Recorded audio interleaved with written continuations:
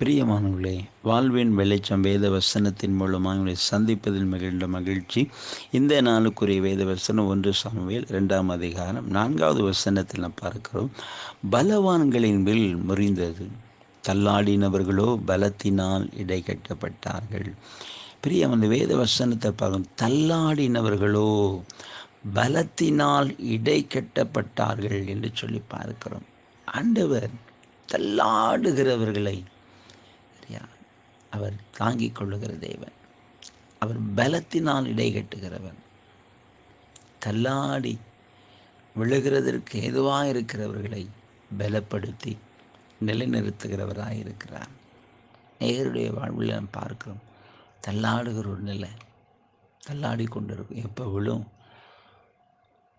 சில நேரங்களில் பார்ப்போம், சில மரக்கிளைகள் அந்த காற்றில் அசையும் பொழுது எப்போ முறிந்து விழும் தெரியாது. அது எப்போ ஒடிந்து விழும் அல்லது எப்போ அது சாயும், அப்படிப்பட்ட ஒரு சூழ்நிலை இருக்கும்.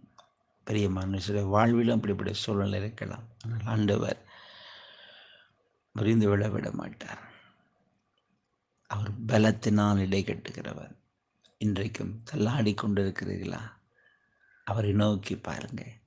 அவர் உங்களை பலத்தினால் இடைக்கட்டி நிறுத்துவார். நாம் ஜெபிப்போம். நன்றி தகப்பனே, இந்த வார்த்தை கேட்கிற ஒவ்வொரு பிள்ளைகளுக்காக நான் ஜெபிக்கிறையா. தள்ளாடினவர்களோ பலத்தினால் இடைகட்டப்பட்டால் சொல்லி பார்க்கிறோம். தள்ளாடுகிற நிலையில் இருக்கிற ஒவ்வொரு பிள்ளைகளையும் பலத்தால் இடைகட்டி நிலைநிறுத்துங்க. உடைய வல்லமை இறங்கட்டும். இன்றைக்கு ஒரு அற்புதத்தை செய்யுங்க. நம்முடைய கரம் நம்முடைய பிள்ளைகளை தாங்கி நடத்தட்டும். அம்மையுடைய நாமத்தில் ஜெபிக்கிறேன். இயேசு கிறிஸ்துவின் வல்லமுள்ள நாமத்தில் ஜெபிக்கிறேன். வல்லமை இறங்கட்டும்.